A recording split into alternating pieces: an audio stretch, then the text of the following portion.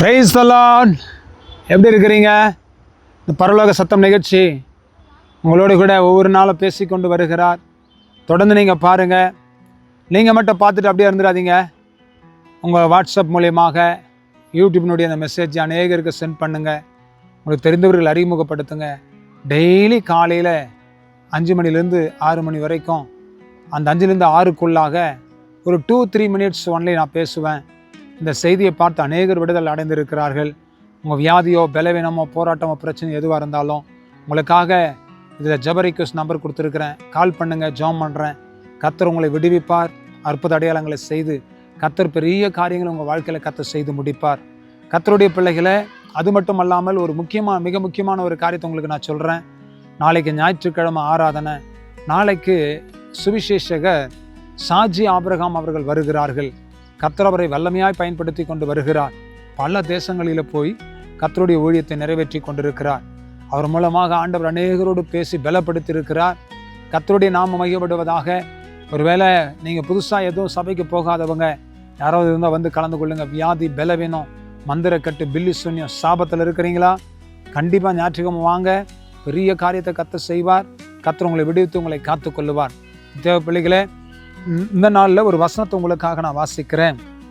யோவேல் 2ஆம் அதிகாரம் 29ஆம் வசனத்தை வாசிக்கிறேன்.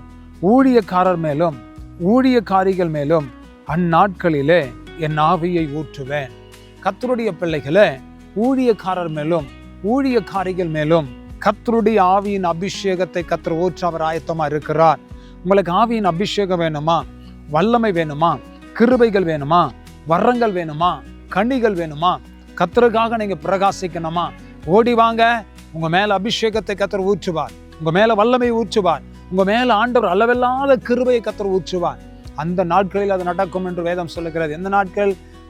நாளைக்கு தாங்க ஓய்வு நாளுங்க, பரிசுத்த நாளுங்க.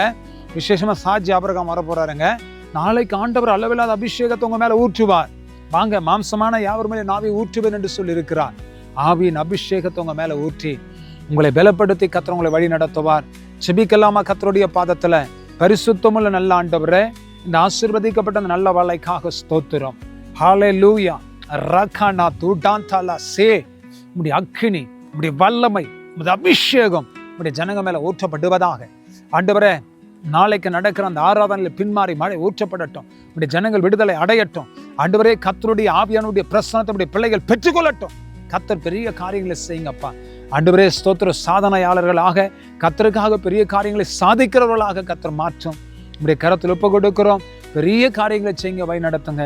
இயேசு கிறிஸ்துவின் நாமத்தினால் ஆசீர்வதித்து ஜெபிக்கிறோம் நல்ல பிதாவே. ஆமென், ஆமென், ஆமென், ஆமென்.